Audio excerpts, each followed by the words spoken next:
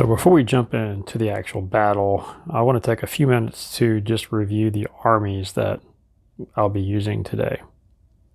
So this is a cross genre battle. So on this side we have basically mushroom men, or as we refer to them in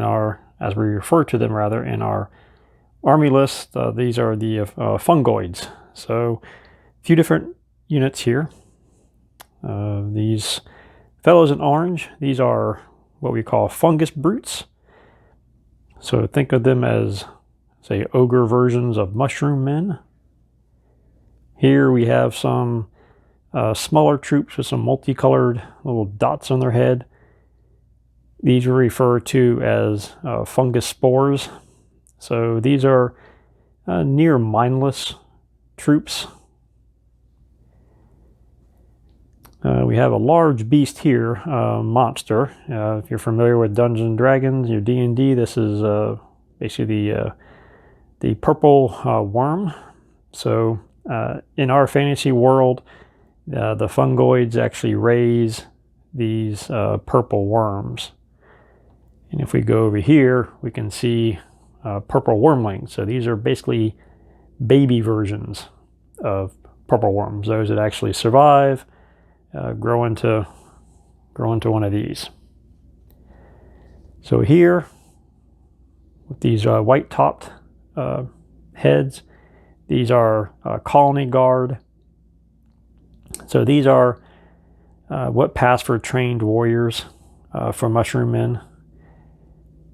We have some more of the spores here, and then we have a mushroom giant here. On the other side is a standard, say, we're going to treat them as like a Napoleonic era black powder army. Not really concerned about the nationality here. So we have, we have four lines of infantry. So they're all going to be armed with smoothbore muskets, and I'm probably going to add one grenadier company to the to each of these. So one of these companies within each battalion will be a grenadier company. On each flank we have some smoothbore. I'm going to treat them as medium smoothbore cannons. So we have one there, one at the other end, and then on the opposite side, or the other side of that cannon, are some cavalry. I'm just going to treat them as dragoons. So a little cross genre battle. The black powder army will have the fairly decisive edge here in regard to technology, but they are smoothbore muskets, so the range on them is not not that good. It's 15 centimeters, which once the fungoids actually reach within range of those smoothbore muskets, the black powder air army is only going to have a turn or two at most to actually get shots off. And then once the fungoids get into hand to hand, they'll have the decisive advantage. And of course, we do have the giants here, or the monsters rather, the purple worm and the mushroom giant on the other side. So we'll see how they work out. They'll probably end up being cannon magnets. So let's get on to the game. All right, so we're going to start with turn one. The first thing we do in every turn is we issue orders face down. I've already done that, so every unit has an order placed face down. I also want to point out that the purple worm over here has a token beside him that's simply called burrowing, and that's to show that the purple worm is under the ground. So even though he's on the table, he cannot be targeted. So next up, we're just going to roll initiative. Normally this is a roll that's based upon your leaders, your general's command. We're not using any generals or heroes here, so we're just going to keep it pretty simple. We're just going to roll 2d10 for each, and whoever has the most successes, success being a 6 or more, wins. So 8 and a 3, and a 6 and a 9. So the fungoids have 2 successes, whereas our let's call them our musketeers have 1 success. So the fungoids are going to go first, and I know musketeers isn't the proper term there, but it's just kind of easiest to say rather than say black powder over and over again. So we're going to go first. They're going to select an order or select a unit, flip its order. That order allows them to move. They are going to move. They can go 10 centimeters with this march order. So this unit moves forward 10 centimeters. Now we're alternating actions. So now the musketeers are going to go. They're going to flip this second missiles token on the cannon.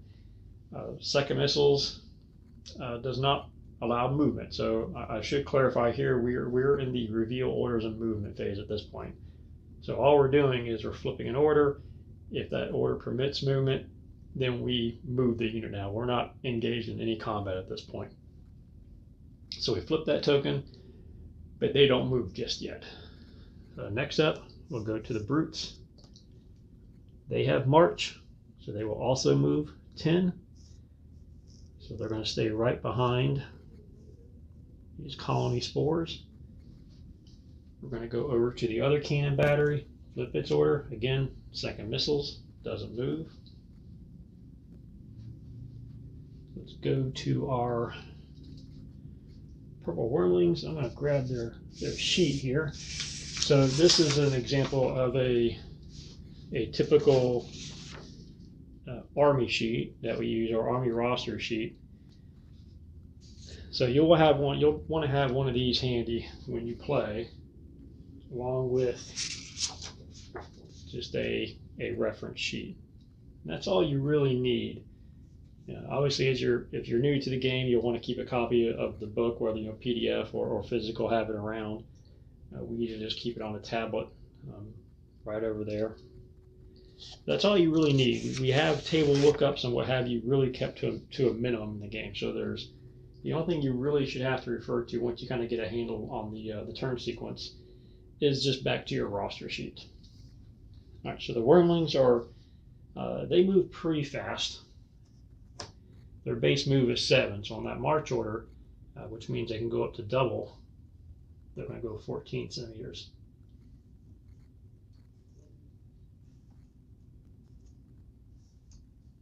They have a pretty good movement on them. Okay, we'll flip an order for the musketeers. Now all the musketeers here are armed with their muskets. We don't do reloading, so the way we handle slower weapons, like the smoothbore muskets, like heavy crossbows and cannons and what have you, is whenever you want to actually use them to fire, to shoot, they have to be given second missile orders. Second missiles is the last order to be carried out in a turn. So that's just to signify that they move a little bit slower than, or they act a little bit slower than everything else. All right, our purple worm is going to go. He's going to go 12 centimeters. Again, he's underground, so even though he's on the board, he can't be targeted. Flip an order for our musketeers. And again, the mushroom guys are well out of range of the light infantry here. So if we wanted to, we could have given them, say, a march order and moved them up a little bit. Though they're pretty content just to fight a defensive battle here. They have some cannons, and they're going to try to take out what they can with their cannons while keeping their line intact as the mushroom men move forward. All right, we'll move 10. And if I wasn't using cannons in this game, I would have started the armies much closer together for demo purposes. Though with the cannons, it's a little advantageous just to start them a little bit further apart, because the cannons, they would have the ability to get a few shots off before the armies actually meet. All right, so let's activate these spores. All right, so march orders means they can move up to 10. However, once they move 6 centimeters here, they encounter this patch. And I put this on the table just so I could demonstrate how we handle rough ground in the game. Rough ground being anything that impedes movement, whether it's something like this, woods, moving over fences, or what have you, anything that just slows down your movement. When units are moving into or through rough ground like this, they're limited to their ordinary pace, which is equal to their move score. So their move score is 5 centimeters. So once they enter this rough ground, their move for that turn is limited to an ordinary pace. Now they've already moved 6, so which means once they hit this rough ground, their move actually comes to an end at that point. All right, so we'll activate here, and we'll go back to our mushrooms. And they're going to get backed up a little bit because of that ground. Now, obviously, I kind of put this here arbitrarily, but I wanted to demonstrate the ground effect on movement. All right, we're going to activate our heavy cavalry and move this out of the way. There are march orders, and with march orders, they can move 12.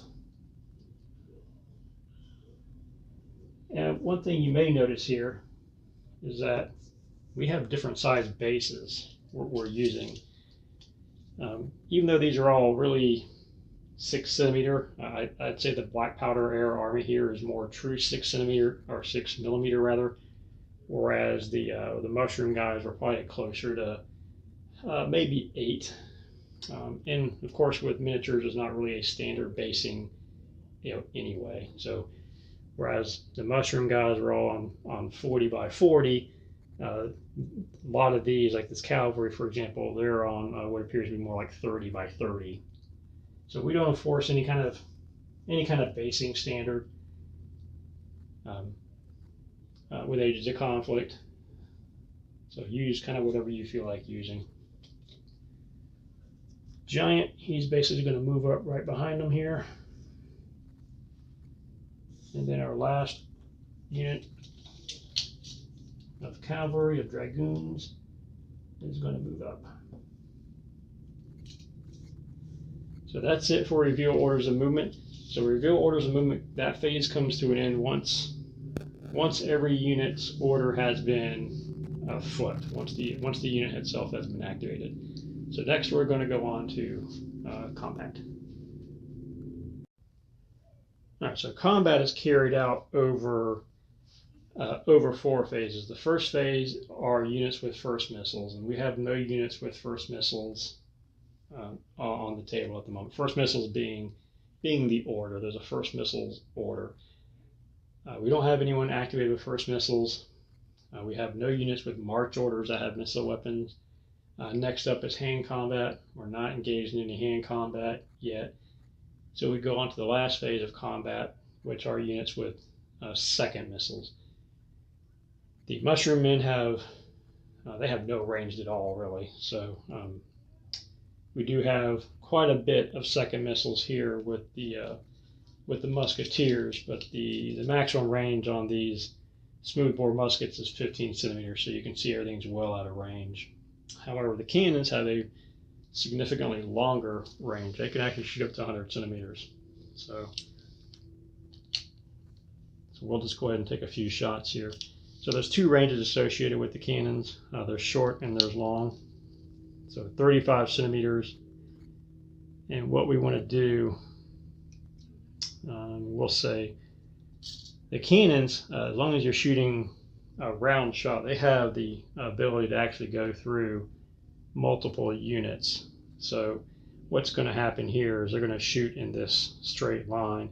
The first unit they're going to strike are the spores, and assuming we have a hit on the spores, we won't actually have to cause damage. As long as we have a hit, then we assume the ball continues moving forward and has a chance to hit the unit behind them. So it actually can hit the spores and then possibly the brutes. So we're going to shoot with this cannon. So the spores are at short range. So we're rolling an extra dice here. So normally we roll 3d10 for this attack, but at short range we're going to roll 4d10. The spores have no armor to speak of, and if they did have any, then the cannon would have a good chance of just reducing it. So all we really need here are 2s. Anything that's a 2 or more is considered a successful hit. So we've got 3 successes with an 8, 9, and a 10. Now the 10 is considered a critical hit. So we take one of these little tokens here and we place it on the spores. That's a break token. So break tokens represent a combination of factors. That's a loss of morale, injury, stress, fatigue. So really the goal when I play is not so much to cause casualties, however, but to cause break tokens. I mean, casualties are great, but they're a little harder to actually achieve in the game. We're going for break tokens rather than strict casualties. So that was a hit. Now the colony, the spores have to make what we call a casualty check. So it's a command check, so we roll 2 dice, and the number we're looking for is 5 plus the number of successes achieved when the cannons hit. So we had 3 hits, so the number I need is an 8. So I need one of these to be an 8 or more. I failed with a 2 and a 5. Now normally with a failure, the unit would just receive another break token. However, all weapons have what we call a kill number. The more lethal the weapon, the higher the kill number. So for example, a regular bow has a kill number at short range anyway of 1. At long range it's 0, meaning at long range you can't actually kill with the bow. You can inflict break tokens, but you can't actually kill. In hand combat, generally your kill number is going to be a 2. These cannons, again, a little more lethal, so they actually have a kill number of 3. So what happens here is they failed this casualty check with a 5 and a 2. If you fail a casualty check and if any of the die rolls are equal to or lower than the kill number, then that unit actually suffers a casualty. So we take one of these colony spores and they are removed from the game as a casualty. Now we did shoot a cannon, and since we did actually we hit, so that means the ball continues rolling and it's going to strike one of these fungus brutes next. Now at this range we're only rolling 3 dice. The brutes do have some armor, though the armor piercing of the cannon negates that. So let's roll. Again, I only need 2s. Got 2 successes that time. I rolled a 4 and a 10. So again, we have a critical. Anytime you roll a 10, that's a critical. Okay, and now the fungus brutes must make their casualty check. Since I had 2 successes, that means their casualty check number is a 7. I rolled a 9 and a 10. That's a success. So they take no more ill effects from that cannon shot. I'm just going to go and take all these second missiles off because we're not actually going to be shooting. Then we have the cannon on the other side here. So it's going to target here. So it's going to shoot, and am I at short range? I am not. So it's going to have a long range shot through the spores and hopefully hits that giant there. I'm not treating these as howitzers. These are basically more like fixed place cannons. So here's our first shot. Again, we're at long range, so I'm only rolling 3 dice. I need 2s. 3 successes. I got a 2, a 4, and a 9. So my casualty check number is an 8. So it's 5 plus the number of successes, and I had 3 successes. And I failed. I rolled a 5 and a 3, and again the kill number for cannon's a 3. So the mushroom men lose another company of colony spores. And now, since I got a successful hit, that ball is going to continue moving forward, and it's going to strike the giant. So again, I only need 2s. Let me just double check that and make sure.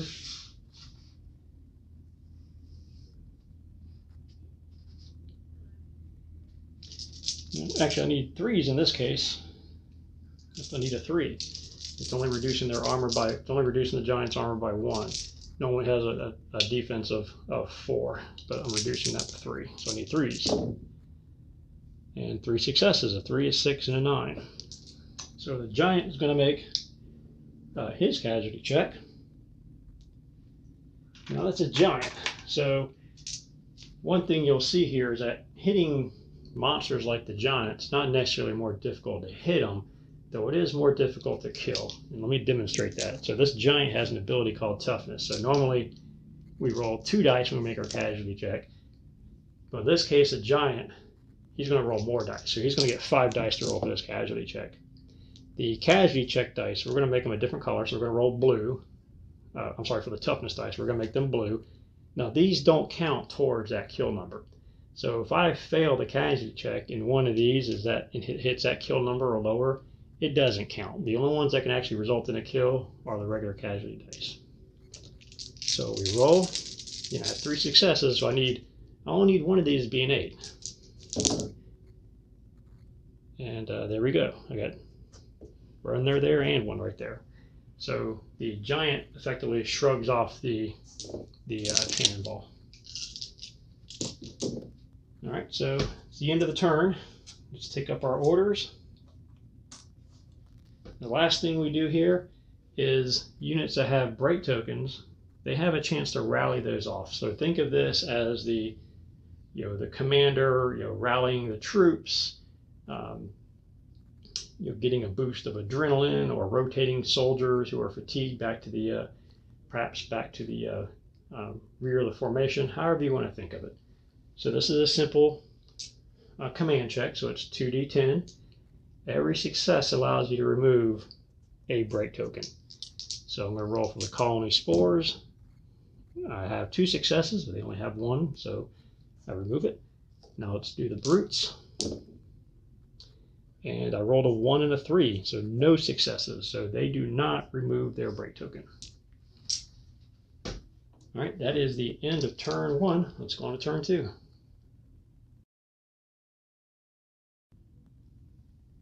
Okay, we're going to pick up with turn 2. See, I've already issued the orders again, so we're going to go into initiative. So our Musketeers, they have 2 successes. The Mushroom Men have no successes, so the Musketeers go first. And you're really going to see basically the same thing we saw last time for the most part. Again, the Musketeers, I'd say for the most part, have no desire to actually move. They're perfectly content to make this a defensive fight here. However, here we're going to say the Mushroom Men, having seen that cannonball rip through them, they're perhaps a little more eager to move forward.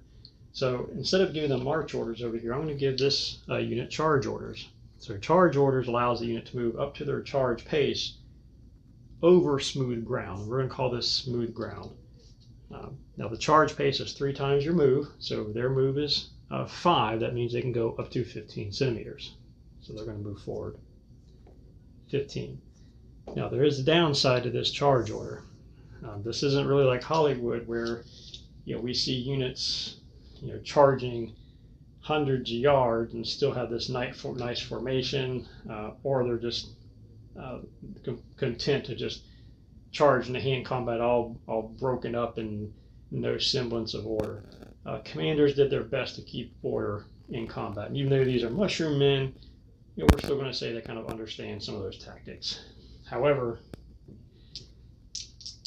so what we do here, if a unit moves at a charge pace, which we did, if they don't come into contact with an enemy, there's a chance they could lose their formation.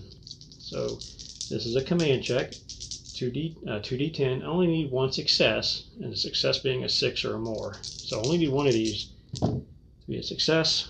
I roll a 3 and a 10, so they passed. If I had failed, then that unit would have become disorganized. All right, so let's Go back over to our Musketeers, second missiles. The Brutes, oh well, I gave them charge orders also. So they're going to go moving right behind these colony spores as quickly as they can. And they must make that same test, because they moved at a charge pace and they did not come into contact with an enemy.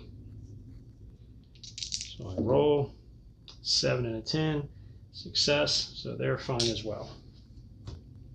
Second missiles, they don't move. Our Wormlings, all right, they're going to go 14, so they're moving pretty quickly. Second missiles, we'll do our purple worm.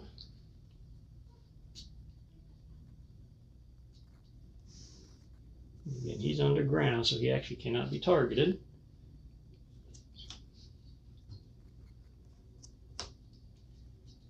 Move our guard.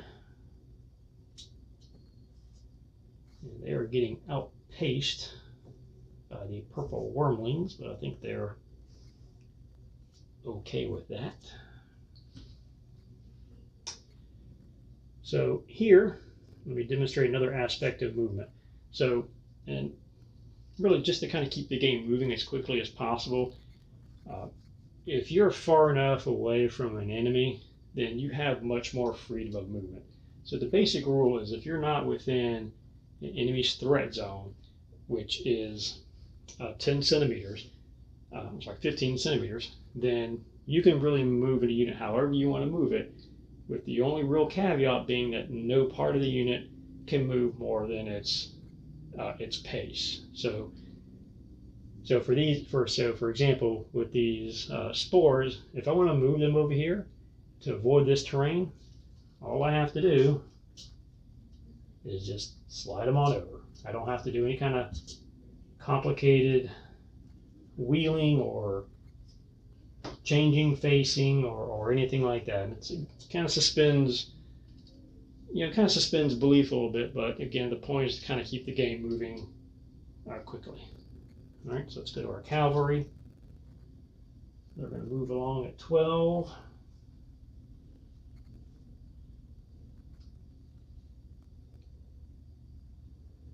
Our giant sees what's going on. Now, he's a giant creature, which basically means he can move right through these with no problem. So he's going to come stomping over here, which is going to, I'm sure, give that cavalry some anxiety. So they're going to move up.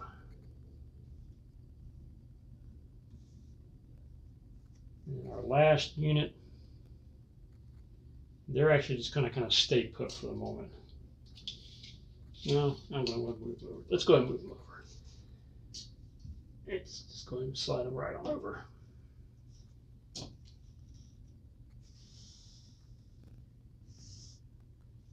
All right, so that's it for reveal orders of movement. Let's go on to combat.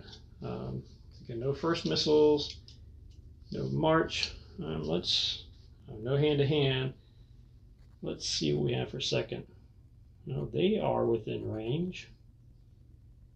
They are out of range. So we'll go ahead and do some shooting here with the Musketeers.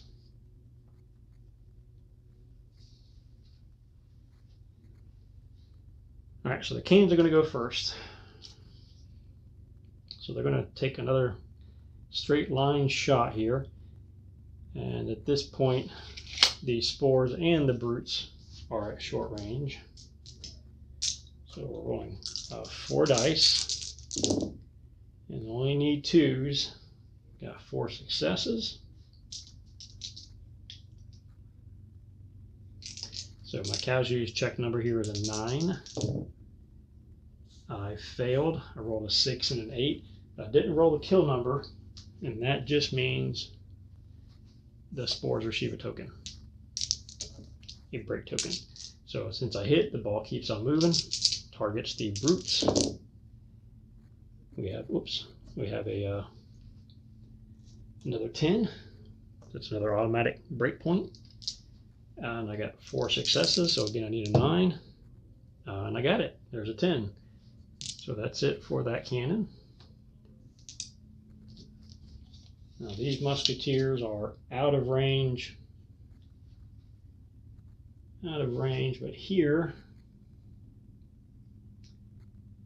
they are just within range here of these wormlings. So we're going to have all these musketeers here. They're going to take a shot at these wormlings, and I'm actually not going to treat any of these as grenadiers. I know usually there's say a grenadier attachment. I'm not going to worry about it for this little demo game. So we're just going to treat all of them as regular line infantry. No grenadiers present.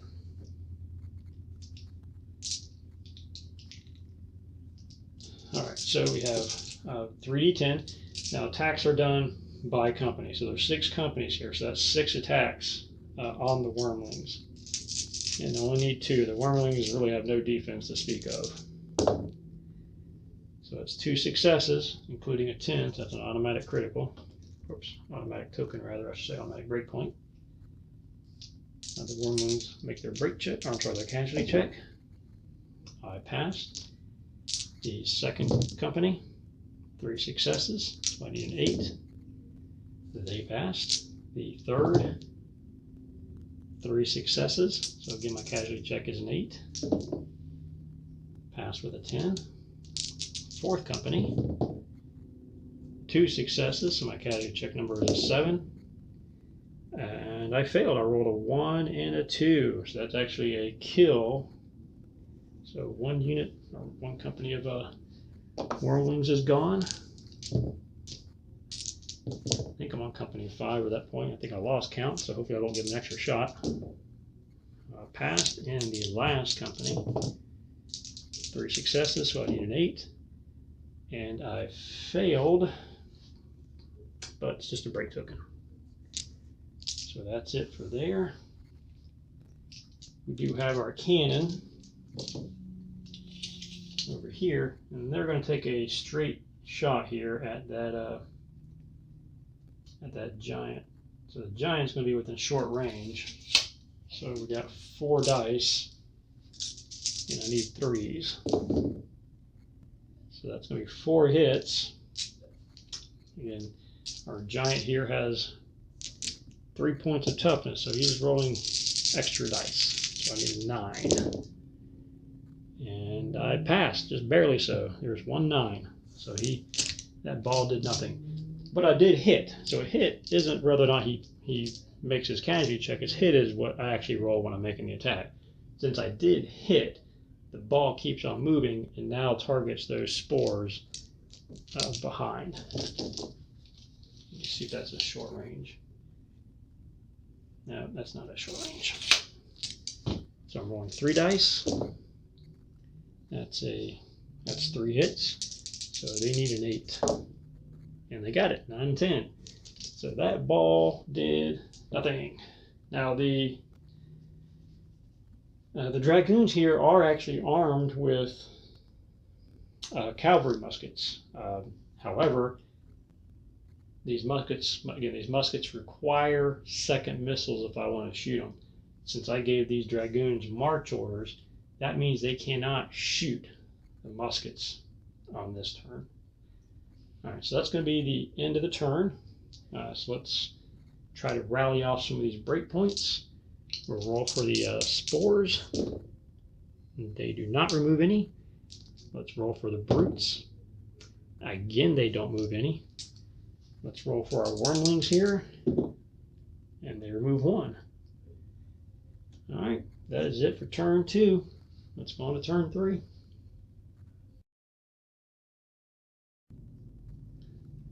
Okay, we are going to pick up with turn 3. So I've already issued orders. So now we're going to do initiative. The Musketeers, 2 successes. mushroom men, no successes. So the Musketeers are going to go first. And this is where alternating actions is important, because I have to figure out what order activation is most important to me at this time. You know, I think for the Musketeers, it's going to be over here where we have this giant coming in to that cavalry. So my assumption as the Musketeer player is that this giant is going to charge into the Musketeers. Now, I'm not going to be able to get both units out of there. This is two different units. I'm only going to be able to activate one. So I'm going to flip this token, and I actually gave them charge orders because their goal is really just to try to get as far away as possible. Again, I don't think either of them are going to be able to get completely out of safety.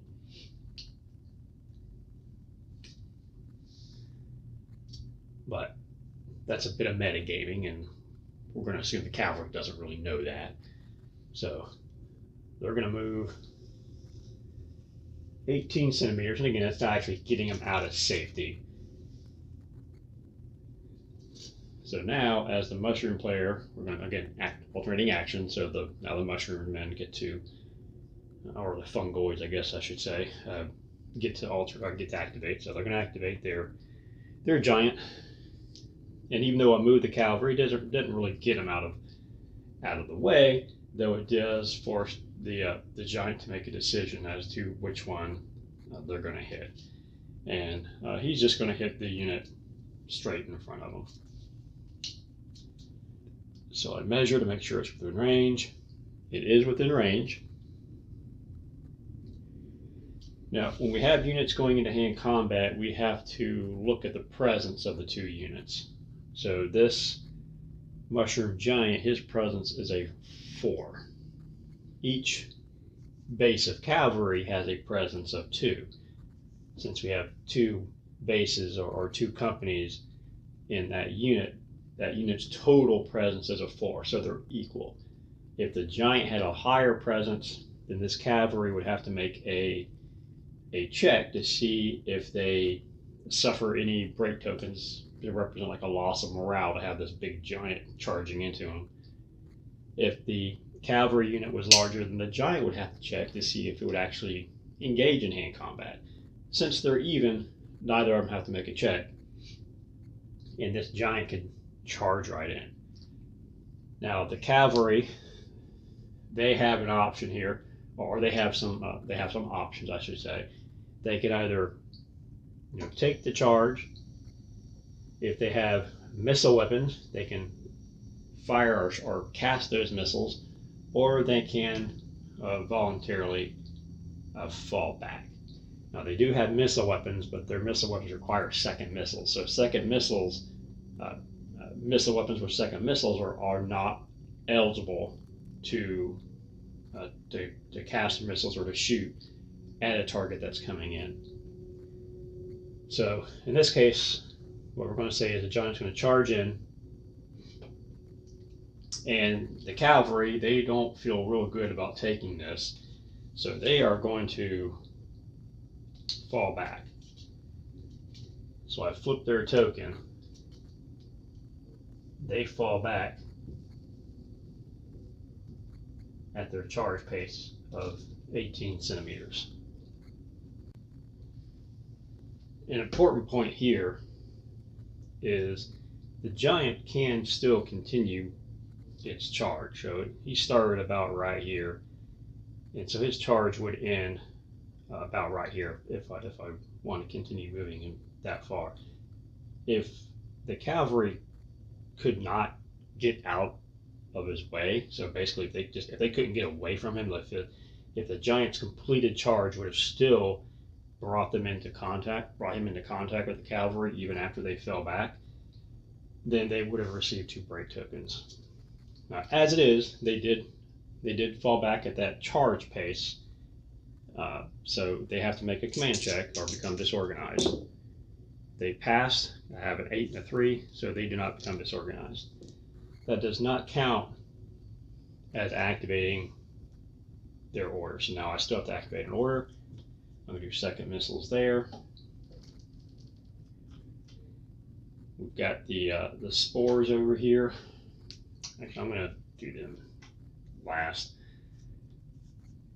I'm going to do the colony guard behind them here. So here's where what we have our threat zones. This is where they become important. So this cavalry is within 15 centimeters of this colony guard, so they can't simply slide over at this point.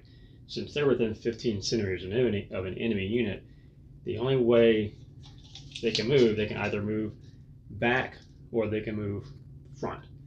So to put themselves in a position to engage the cavalry, they're going to have to make a backwards wheel at this point. So, and we try to keep wheeling pretty easy. So they just kind of pivot back, and that's their activation. I'm going to activate missiles there. Same thing for these spores. They're going to move backwards a bit. Now wheeling is obviously kind of a labor-intensive exercise, so you want to try to make sure your units are in a position where they don't necessarily have to do that, but sometimes it's unavoidable. Second missiles for these musketeers.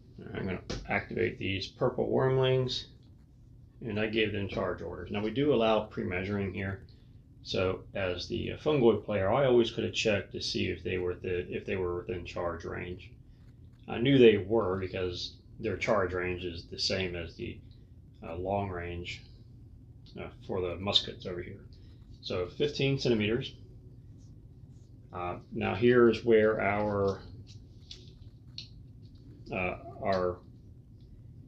the presence comes into play again. So we have 3 bases of purple wormlings. Each base is a presence of 1. They're basically counted as infantry, even though they're a little tiny worm. We still count them as infantry. So it's a total. Their unit has a total presence of 3.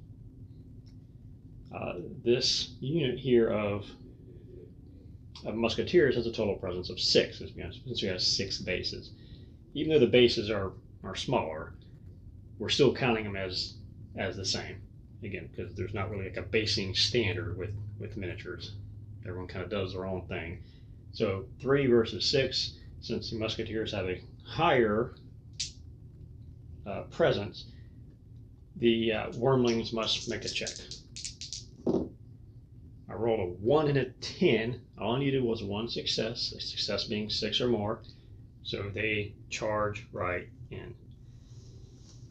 Now the musketeers, again, they have options. They can fall back like the cavalry did. If they have muskets, so muskets are not eligible to cast their missiles or to shoot as the wormlings are charging in. They're just too slow to do that. Or they can take the charge. So they are going to take the charge. They're confident they can stomp these little wormlings to death. All right, we activate here. Second missiles. Let's activate the colony guard. They're going to go 10.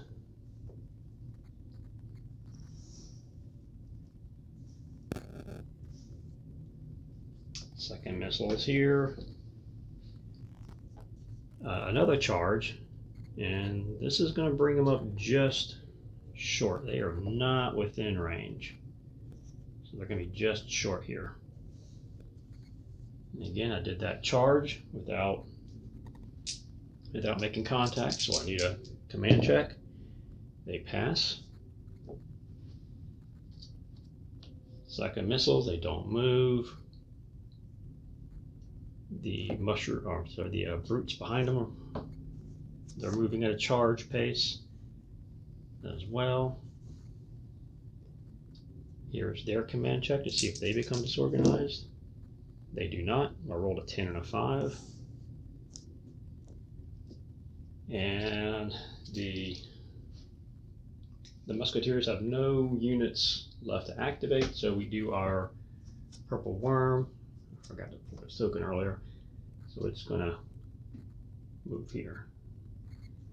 And it's still underground. It doesn't want to get shot before then. All right, so that is it for reveal orders and movement. We're going to go to combat now. So we have no first missiles.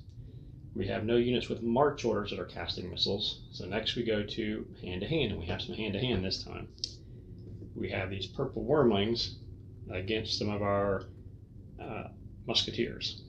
So the way we handle combat when we have different sized bases is we don't want to give the unit with a smaller base an advantage, because it still really represents the same thing, even though these are two different base sizes, they're still representing the same thing.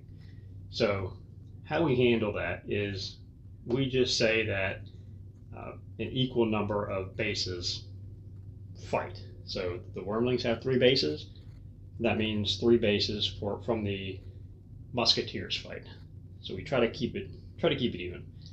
Hand combat is simultaneous, so it doesn't really matter who attacks first here.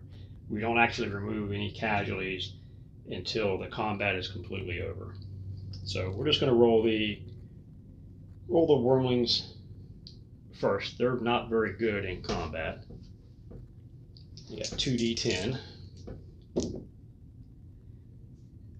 And the musketeers have no armor.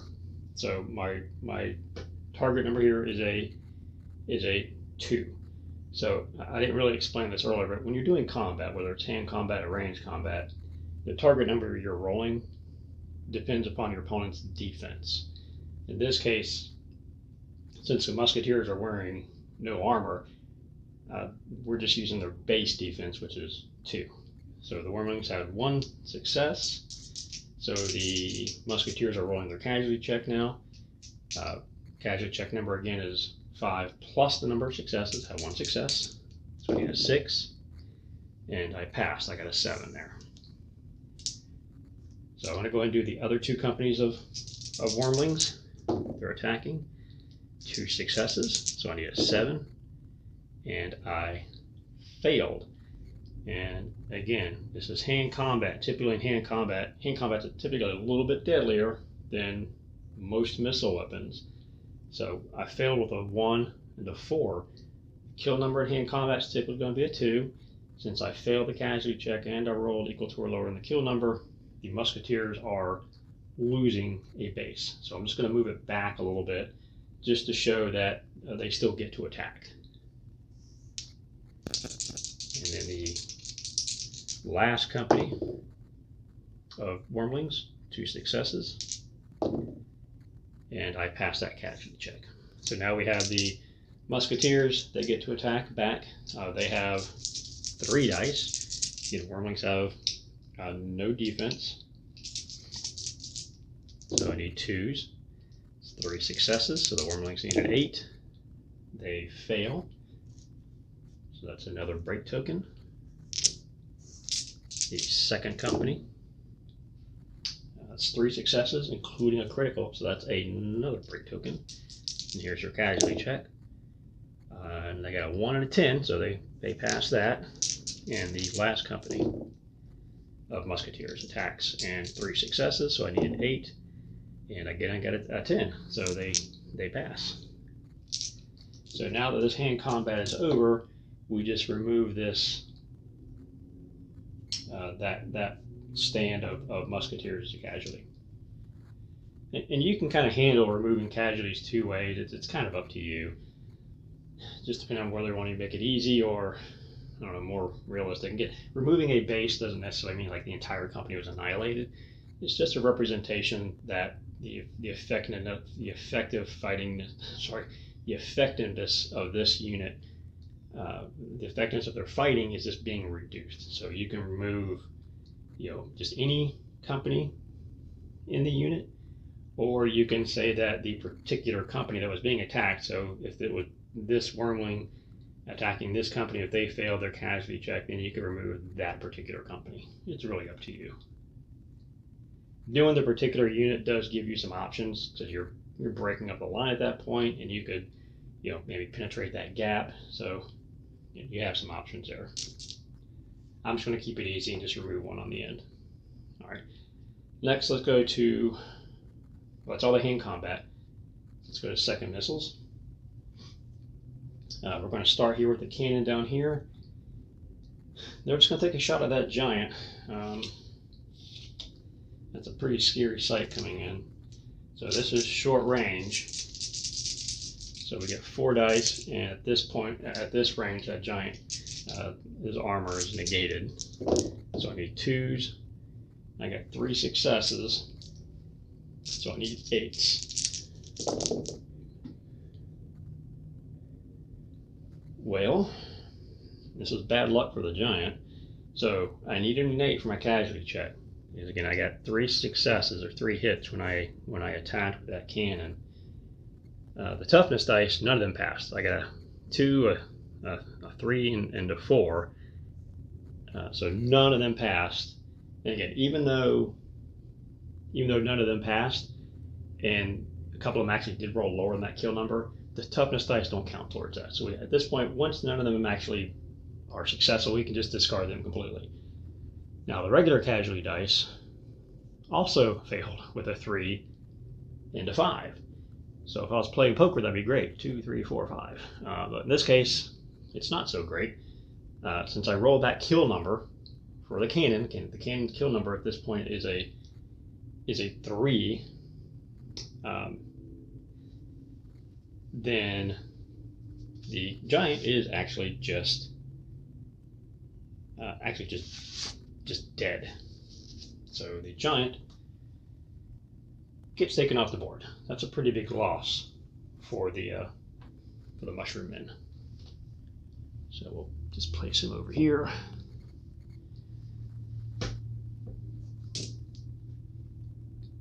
The mushroom men have no second missiles. This second missiles unit cannot shoot since they are engaged in combat. The cavalry cannot shoot since they were not issued second missiles, so we'll go to this unit here. So again, the purple worm is under the ground, remember, so he's not a viable target. Let's see. I have a few options here.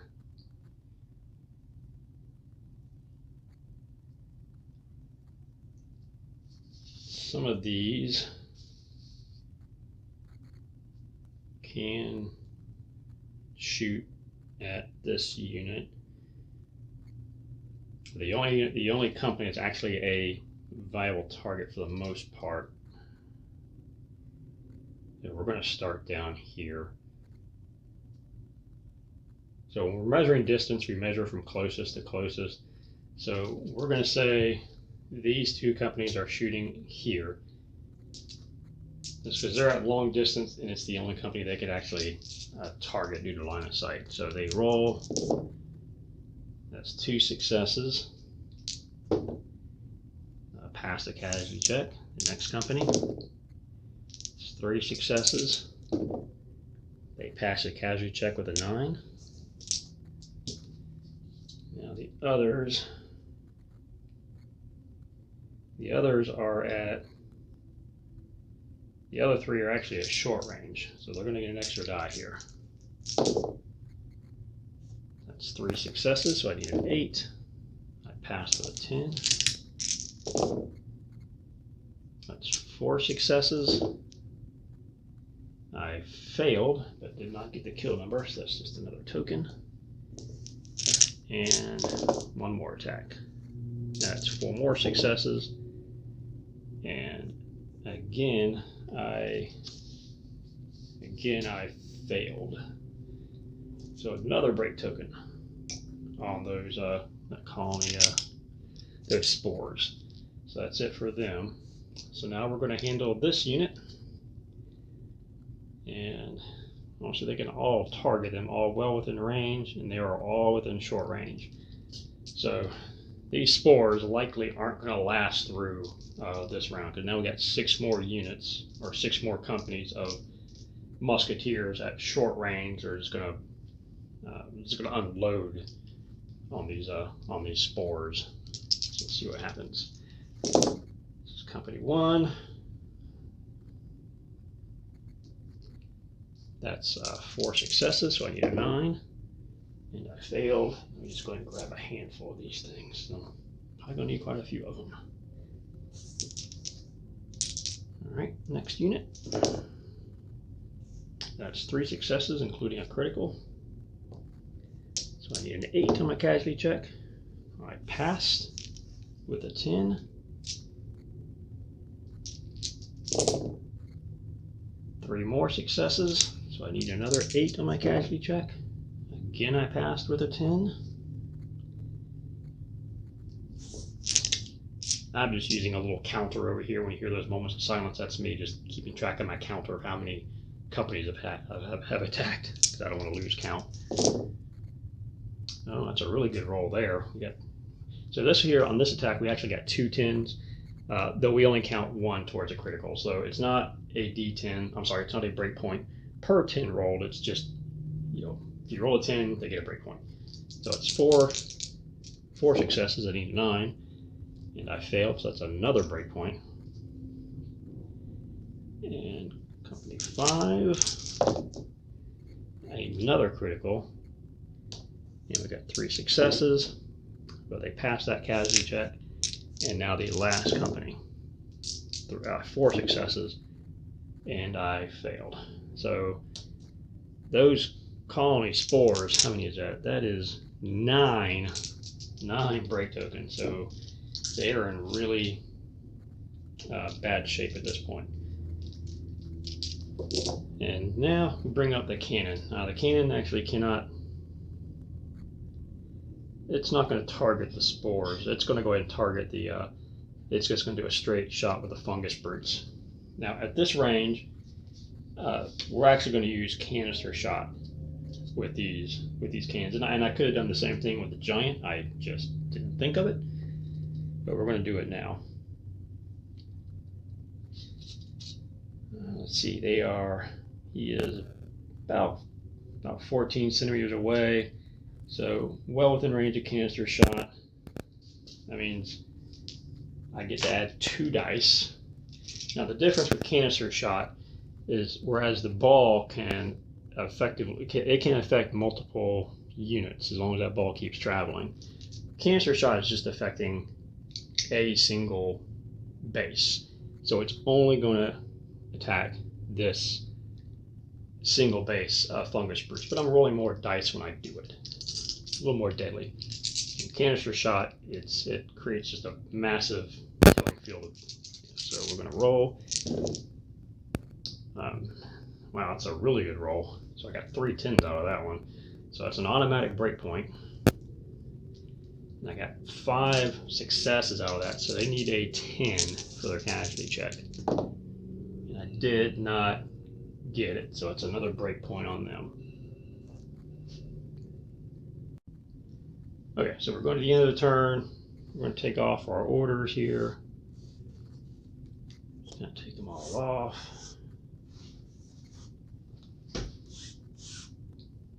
And I'll get those over there in a moment. So now we're going to try to rally off some of these break points. So I'm going to do the Wormlings. I rolled a 9 and a 10, so they get rid of 2 of them. So they get a bout of a little Wormling courage. Let's do the Brutes. 2 and a 9, so they get rid of 1. And now let's do the Spores here. So the Spores are in bad shape. So let me just quickly explain how breakpoints work in a bit more detail here. So a unit can have breakpoints up to its presence.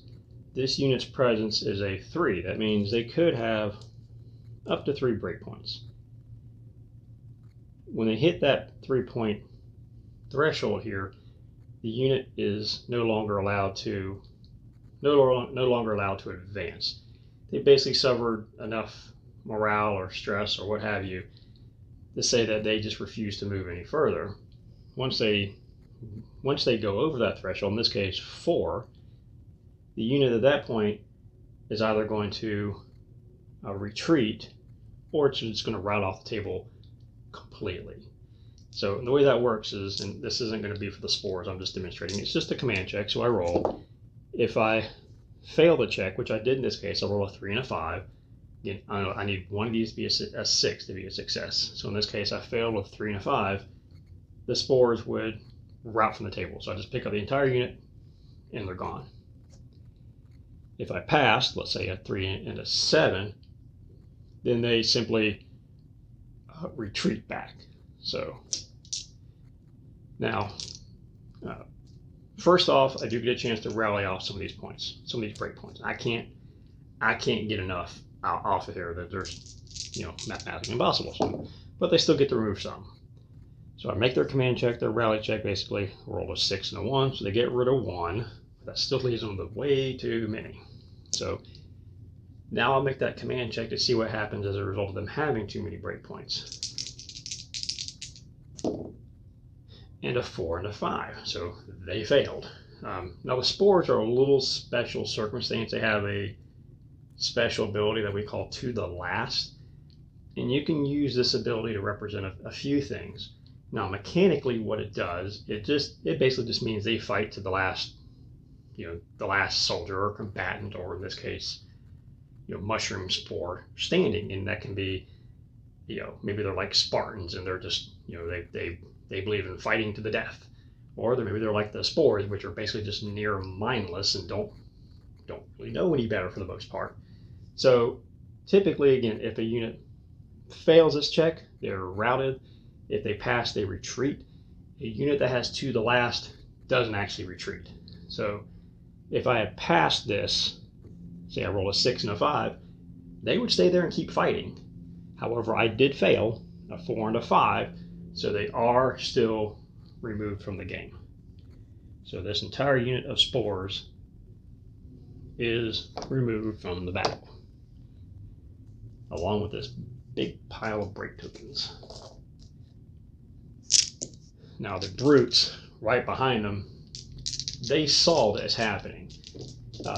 They're within 10 centimeters of a friendly unit, and they have line of sight to a unit that is removed from the game. So they have to make a command check. I roll.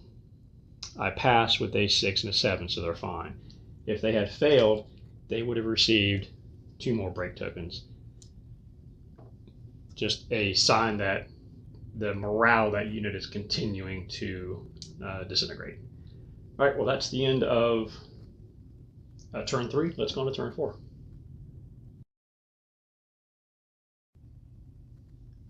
All right, we're going to pick up a turn 4. I have our orders issued, so let's roll initiative.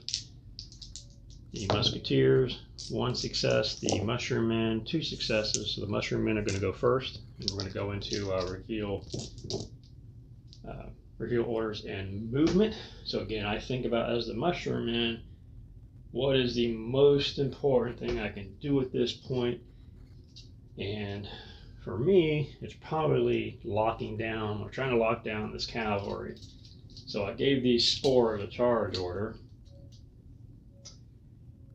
They are within charge distance, but the cavalry does have a higher presence, so the spores have to make that command check to see if they will actually engage. 2 and a 10, they succeed, so they move into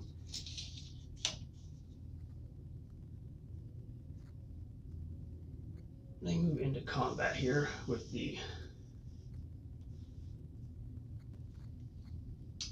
cavalry.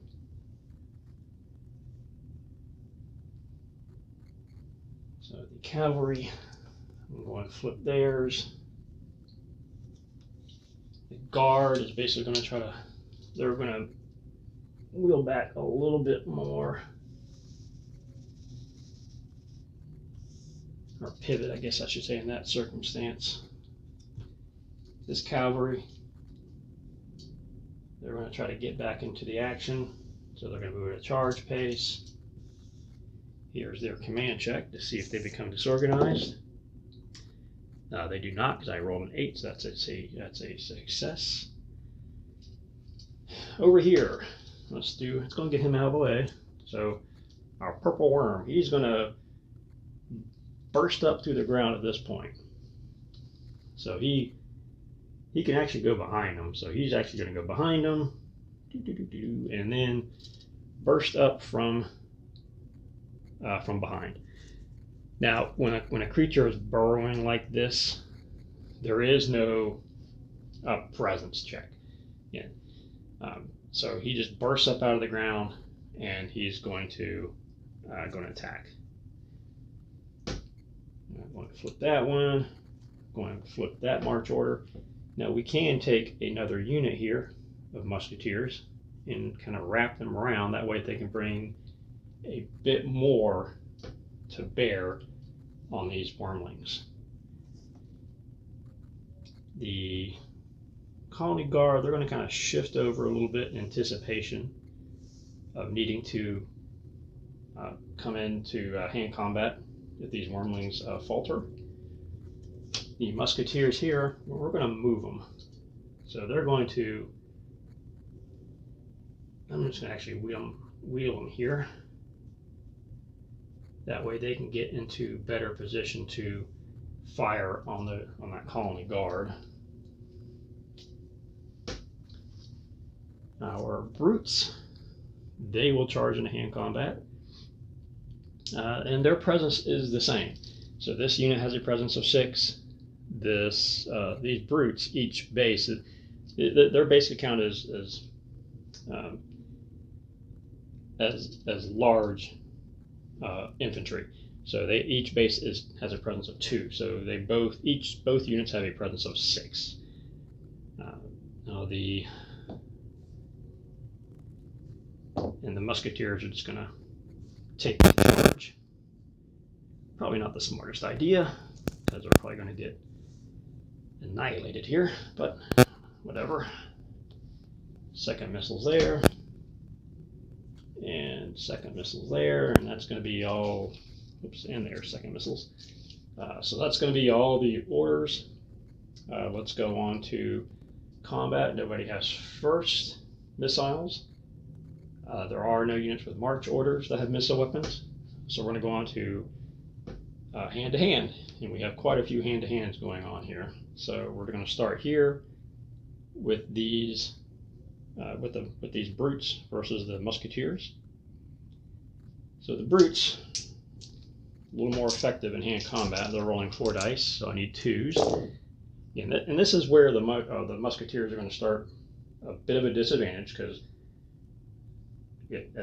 they have no armor. I mean, this is the kind of period in warfare where armor is really just being phased out. I mean, you saw there were some units like the Dragoons over here. They're maybe still wearing breastplates, but your average soldier, your average infantry soldier at this point was not really wearing armor. So this is where they're going to be at disadvantage. So that's 4 hits. So I need a 9 on my casualty check. I fail. That's 1 break token for the Musketeers. Second company of Brutes hits, and I got 4 successes, including a critical. So I need a 9, and they passed that one with a 10. And the third company, 4 more successes, and I passed that one with a 9. So that really could have turned out a lot worse for the Musketeers.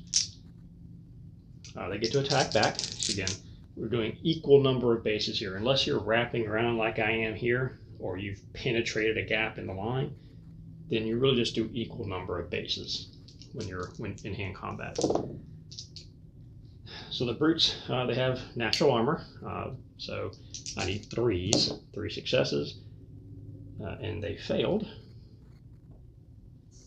The second company of Musketeers, 2 successes, and the Brutes passed that one with a 10. And the third company of Musketeers, I get a 10. So that's 3 successes and a 10. And the Brutes fail that casualty check. So, the Brutes actually came out on the worst end of that one. A little surprising. Now we're almost guaranteed to see a different story with these poor Musketeers here engaged with this purple worm. So this purple worm was really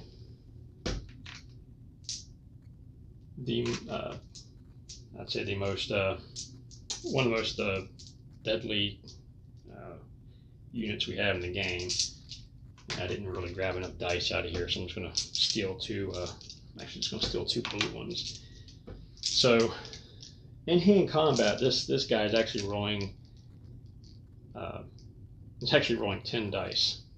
So this is by far one of the most deadly units we have in the game, except maybe when you get into like sci-fi or something like that, or World War II. But you know, in the realm of historicals and fantasy and black powder, he's about top of the food chain along with some of the dragons. So he's rolling 10 dice. He only needs 2s here, so this is going to be a bad day for the Musketeers. Well, here's 1, a couple 10s in there, so that's 1, 1. And I don't know, he got, what, 9 successes. Now, mathematically, of course, that means I need a 14 to succeed on this casualty check, but a 10 is always a success.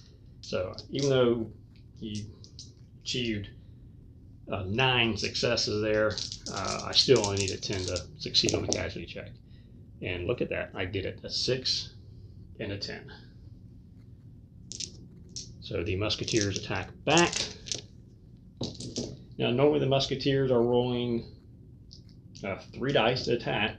However, this purple worm projects fear.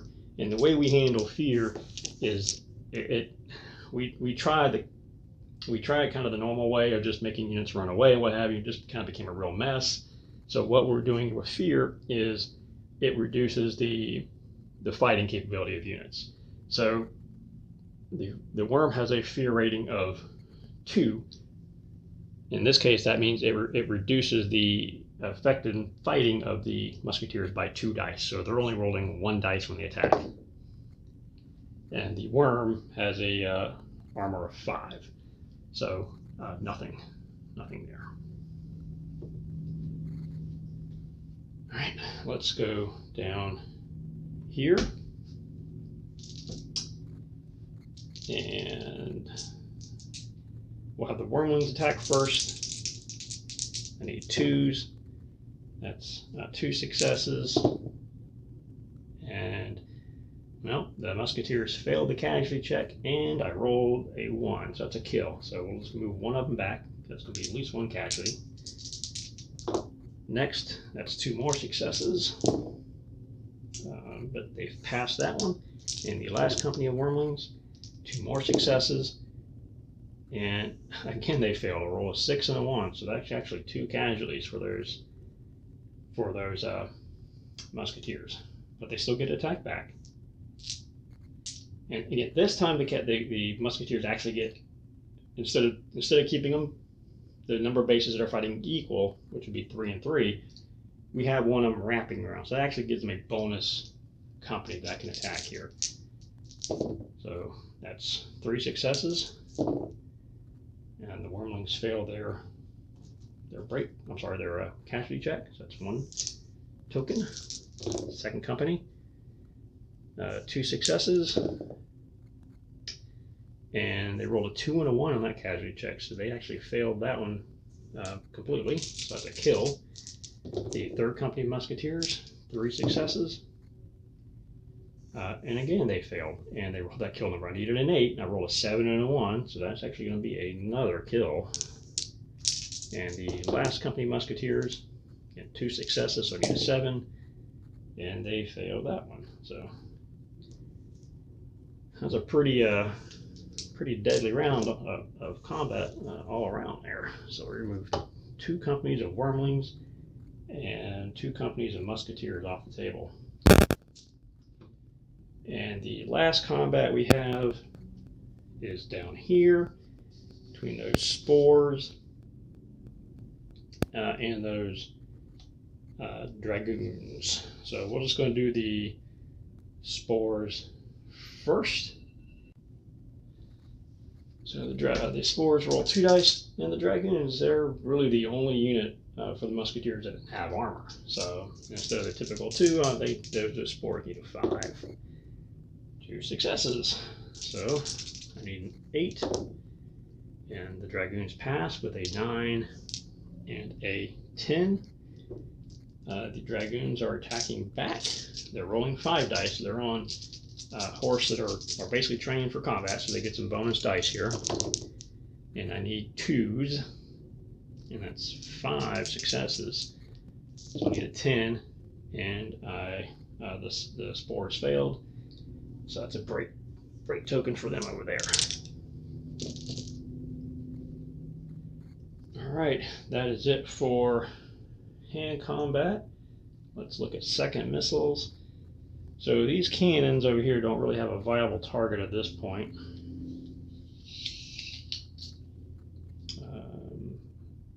We do have some units that are not engaged. They really could shoot, but there's nothing within range. They were given march orders, so they cannot shoot with their muskets. But these cannons here can shoot, and they can actually get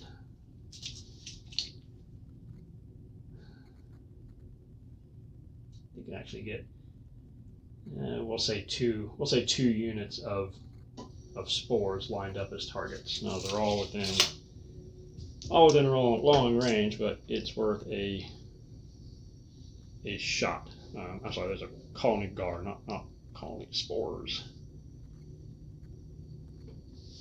So at this range, the guard, they do get 1 point of armor. So I need 3s to attack, 3s to hit rather.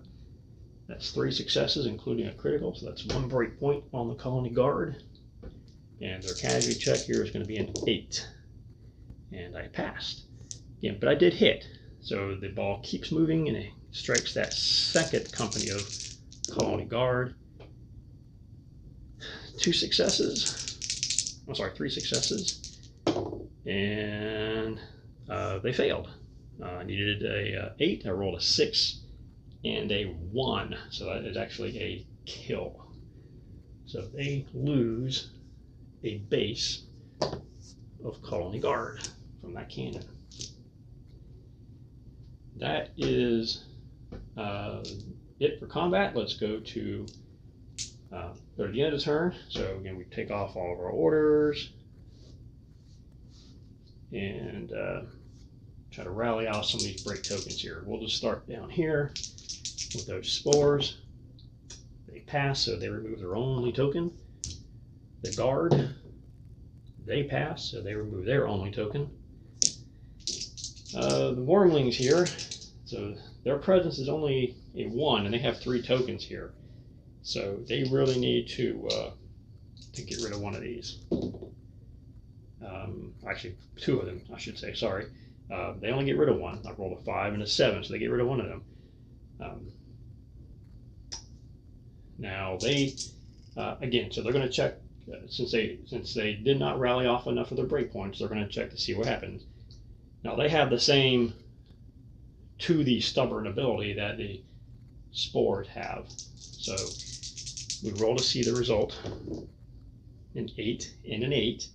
So typically if they don't have that to the last special ability, then they would retreat back. Though with to the last, they just keep fighting. So they stay there. All right, let's roll for our Musketeers here. They don't remove theirs. Let's roll for these Musketeers. They remove 1. And these Brutes, they're in pretty rough shape. Their presence is a 6, which means they can have up to 6.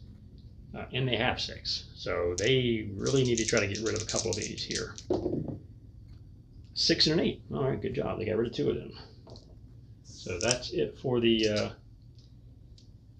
end of the turn. Let's go on to the next turn.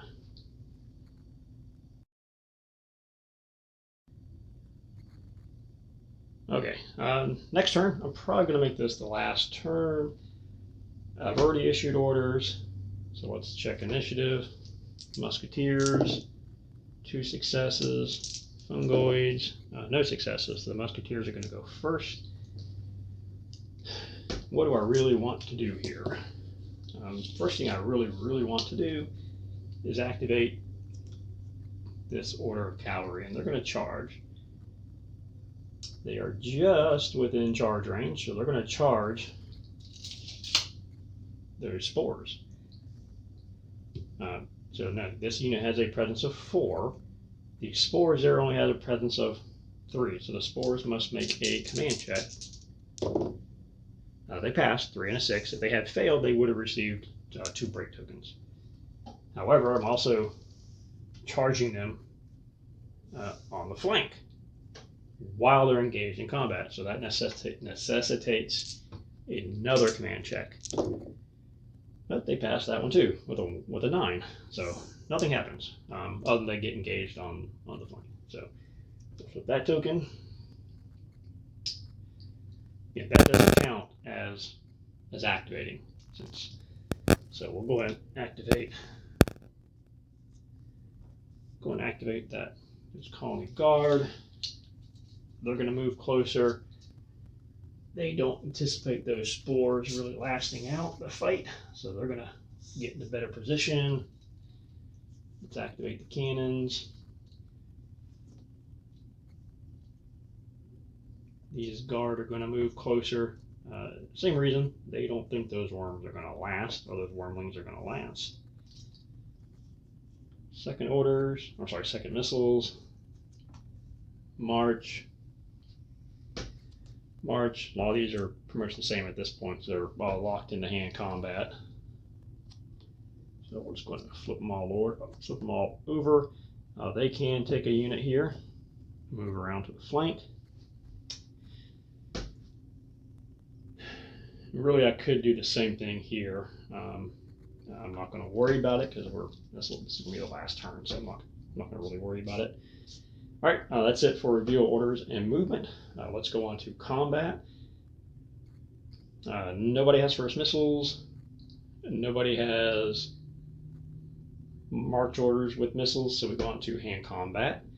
We're going to start here and work our way down. Let's go with the brutes first. So 4 dice, and I need 2s. There's some criticals in there, so that's 1 breakpoint. I need a 9 for my casualty check. Ooh, 2 1s. That's not good. So that's a casualty there. Next company, another breakpoint, and I got 3 successes, so I need an 8 on the casualty check. Past that, there's a 10, and the last company of brutes. That's not a good roll. Only 2 successes out of that. Yeesh. And I need a 7, and I failed. I rolled a 4, and they won. So again, I hit that kill number. So that's another casualty. So Musketeers. Musketeers attack back, and again they get an extra base now because we do have 1 ramping around. So that's 4 units of Musketeers that are attacking. Well, there's a 10, and they need 3s. So I need an 8. Pass. Company 2. That's a really good roll. So it's another break token on the brutes. So I need an 8, and they failed that. I rolled a 1 and a 5. Again, that 1 is that kill number, so we'll remove one of those companies of brutes. Third company Musketeers. 2 successes, means I need a 7 on the casualty check. I got an 8, so that's a good one. And the last company, 2 successes, so I need a 7. And geez, I failed that one too. And I hit that kill number. I'm rolling a lot of casualties today. So a 6 and a 1, so that's another casualty. So take off 2 brutes, take off 2 Musketeers, and the Musketeers are really handling this fight much better than I anticipated. I thought the brutes would kind of wade through them, but they're probably getting the better of it.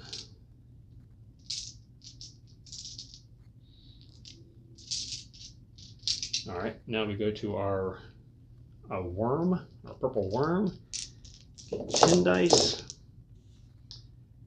Somehow there's no criticals in there. That seems mathematically hard to do, but didn't do it. So I need a 10, and I failed. So it's another great token here. So this is a big deadly creature, and whoops, let's drop the dice and scatter everything. And really the Musketeers are pretty much going to stand almost no chance against them. But it's still going to be a bit of a grind for the Wormling to actually go through. I mean, this really represents 600 soldiers. So it's given enough time, he's going to go through them. It's just going to take a bit of time. But anyway, the Musketeers attack back. That is 2 successes. So oh, I'm sorry, I rolled too many dice. Remember, the worm projects fear, so the Musketeers only are rolling 1 dice. And they got a success there. The purple worm, again, exceptionally difficult to kill. So I only need 1 success here of a 6 or more, and he's rolling 6 dice. So so he did pass. I got a 9 and a 7 in there, so he passed that. All right, let's go down here to our Wormlings. There's only 1 company of Wormlings left. They attack. Oh, 2 10s. They're making this last stand as difficult as they can. That's a automatic break point in the Musketeers. Here's their casualty check, and they passed. Okay, so the Musketeers attack back. That is 3 successes. So the Wormlings need an 8, and they passed 10 to 7. And last combat down here, we'll do the Spores first. There's 2 companies of Spores I can attack, and I need 5s, so that's 2 successes. So my casualty check is a 7. I rolled a 9, that's a success. The second company of Spores, nothing, no successes. The Dragoons attack. That's a 10, so there's a break point. And they need a 10. And they passed. The second company of Dragoons attacks. That's 5 more successes. And a failure, so that means a break point. Alright, that is the end of combat. So now we take off our orders, and we're going to try to rally off some of these break points. So we're going to start down here with the Wormlings. They get rid of 1. Oh, I'm sorry, I completely skipped a step here. Did not do second missiles. I forgot we actually did. We do have some that can shoot here. Let's go back to combat. Sorry. Let's do the cannon. The cannon's going to take another shot of those colony guard. So the line is going to bring them into. It's going to allow them to attack 2 units of colony guard. There are 2 companies of colony guard. Need 3s. Ah, it's only 1 success. That's a bad roll. So they pass that casualty check. The next company, 3 successes, and they fail that casualty check. That's not a kill though. It's close, but it's not a kill. So they get a break point. And here, let's see. We'll measure from closest to closest, and yeah, he looks like he's just within range. Some of these are at yeah, one of these is a short range. So we have 5 companies of Musketeers are gonna shoot here. Now the way this works, they can really only draw 1 company into line of sight. So basically, even though there's 4 companies, they can really only see or actually target once because of line of sight. So the first one's going to attack, and he's at short range, so he gets a bonus dice. There's a break point, and I need a 9. Passed. The others here are at long range.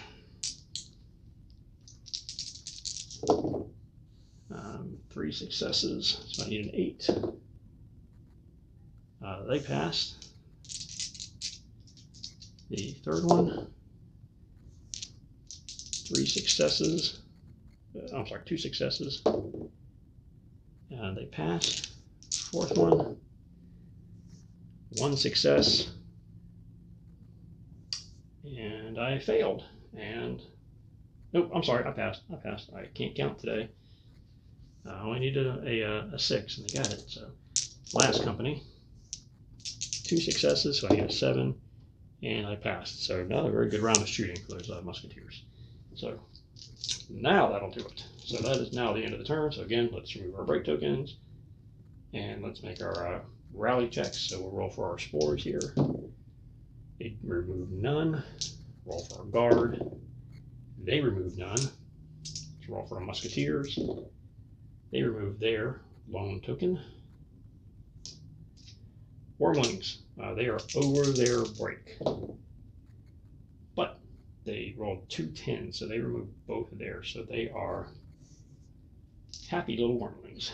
Our guard, they remove theirs. Our musketeers here remove one of theirs. Musketeers here remove one of theirs. And the brutes. So the brutes, they can't get rid of enough. They have 6 points. They have 6 break points. But since they lost 2 companies that last turn of combat, that means their presence went from a 6 down to a 2. So they can't get rid of enough, but let's go through the rally mechanic anyway. They get rid of 2, but they're still over their breakpoint value. So let's roll to see what happens. Again, if they fail, they're routed and removed. If they pass, then they retreat. They pass. So they just retreat back.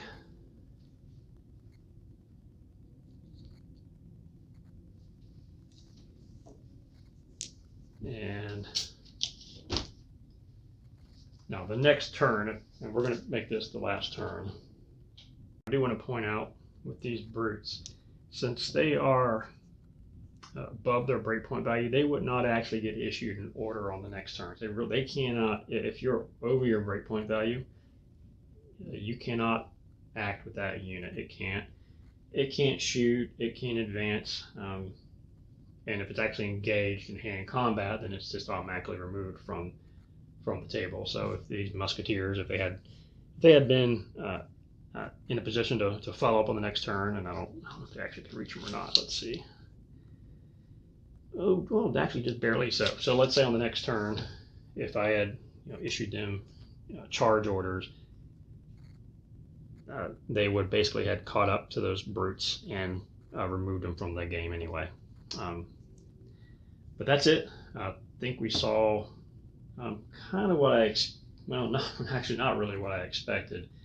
I expected the musketeers to hold a fairly decisive edge before getting engaged in hand combat. But once they got engaged, I expected, particularly here with the brutes, I thought the brutes would actually kind of plow right through the musketeers, and that did not happen. So that was a little surprising. So anyway, that's it. Hope you enjoyed. If you have any questions, comments, or suggestions, please hit us up in the comments. And you can always join us on Facebook. Thanks.